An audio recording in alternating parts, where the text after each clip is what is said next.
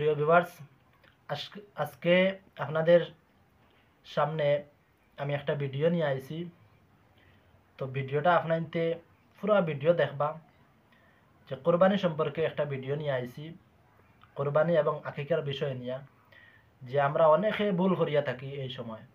তো আজকে আপনাদের লগে এই ভিডিওটা নিয়ে আমি আইছি। আপনাদের পুরো ভিডিও দেখবা এবং শেয়ার মারবা। ভিডিওটা দেখে যদি ভালো লাগে আপনাদের শেয়ার মারবা, কিন্তু কেউ না বুঝিয়া কোনো কমেন্টস করবা না, পুরা দেখিয়া কমেন্টস করবা। আপনাদের সামনে আমি ভিডিওটা তুলিয়া ধরিয়ার হজরত মৌলানা মুফতি মাহবুবুল হক আল কাসিমি সাহেবর পুরা ভিডিও আপনাদের দেখিয়া আপনাদের মতামত জানাইবা।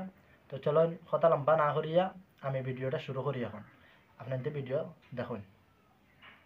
আমরা অনেক সময় দেখা যায় এক পরিবারও যদি 60 জনের উপরে কুরবানি ওয়াজিব হয়, আমরা মনে করইন, মানুষে মনে করইন যেন ও 1-2 নাম দিলে ওই যাইব কুরবানি। ইলা লামসাম কুরবানি হয় না, লামসাম কুরবানি হয় না। আপনার হিসাব করা লাগবো গড় কয়জনের উপরে ওয়াজিব, 1 জনের উপরে ওয়াজিব না 2 জনের উপরে ওয়াজিব না 3 জনের উপরে ওয়াজিব, খারার উপরে ওয়াজিব, ও এরার কুরবানি হইতো। আমরা গড় লামসাম ও 2 নাম দিলাইমু, এক নাম আমার আব্বা যাইন মারা গেছেন তার নামে দিলাইমু, আর এক নাম আমার দাদাজির নামে দিলাইমু। ইলা কুরবানি হয় না, গুনাহ হইব। কুরবানি কিলা করতা পয়লা দেখুন গরর মধ্যে কয়জন আসইন। গরর মধ্যে মনে করেন স্বামী আসইন, স্ত্রী আসইন, তান্তানোর উপরে স্বামী স্ত্রী যদি পয়সা আলা থাকেন তান্তানোর উপরে কুরবানি ওয়াজিব থাকবো। স্ত্রী সকল বেশিরভাগ সোনা গয়না আছে, তান্তানোর উপরে কুরবানি ওয়াজিব থাকে। এছাড়া ছেলে মেয়ে যারা পয়সা উইসা খামাইন বা এছাড়া তার কাছে অ্যাসেট আছে, বেশি মাফে অ্যাসেট আছে, নিজের জরুরত থাকি যায় জমিন বা অন্য কোনো সামান উমান, আইফোন থাকলেও কুরবানি ওয়াজিব হয়ে যাইব গিয়া। কারণ আইফোন এগুলো জরুরত নাই, জরুরত আপনার 5-10 হাজারের মোবাইলে হয়ে যায়। আইফোন 70-80 হাজার টাকা নিসাবর উপরে যায় গি, আইফোন থাকলেও কুরবানি ওয়াজিব হয়ে যাইব। জরুরত থাকি উপরে যে অ্যাসেট যেগুলা, এগুলা যারার উপরে থাকবো কুরবানি ওয়াজিব। এখন ও তান্তানোর তরফ থেকে প্রথমে কুরবানি দিতে লাগবো।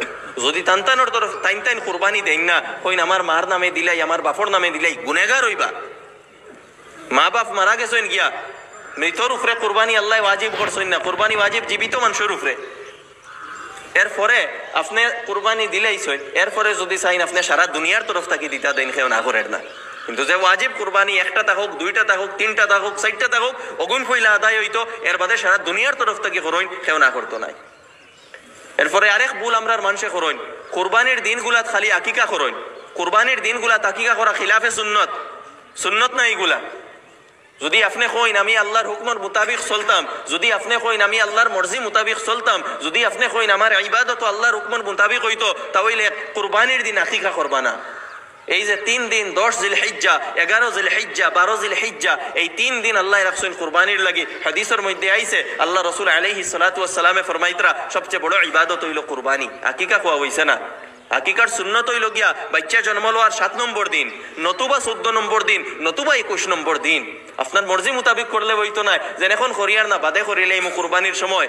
এগুলা ইবাদত, এগুলা আপনার মর্জি নাই, এগুলা আপনার কোনো ট্রিপ করার যাইতরা না যে আমার নিজের মর্জি মতো যাইমুগি, ওদিন যাইমুগি, ওদিন খাওয়াইলেইমু। যদি আপনি মুসলমান হইয়া থাকেন আর যদি দিনের উপরে চলার আপনার প্রেরণা থাকে, তে খাম ওভাবে করেন যেভাবে আল্লাহ রাসূল আলাইহিস সালাতু ওয়াস সালামে কইছেন, আপনার মর্জি মতো না।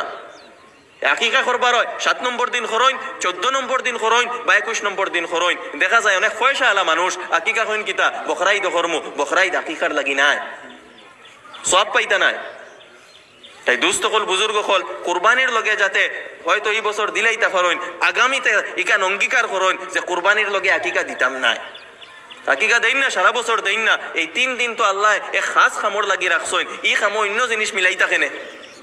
আপনি অন্য সারা বছর রইয়া গেছে, যেসা দিন আকিকা দেন না, যদি সময় দিতে পারেন না, আর যদি আল্লাহ তৌফিক আপনারে দেন তে সময় দেন। 7 নম্বর দিন, 14 নম্বর দিন, 21 নম্বর দিন আপনার প্রত্যেকটা কাম সুন্নতর মোতাবিক হইতো। সুন্নতর মোতাবিক না করলে আপনি কিন্তু প্রকৃত মুসলমান হইতে পারত না, সওয়াবের অধিকারী হইতে পারত না। এই ব্যাপারে খেয়াল দিবা।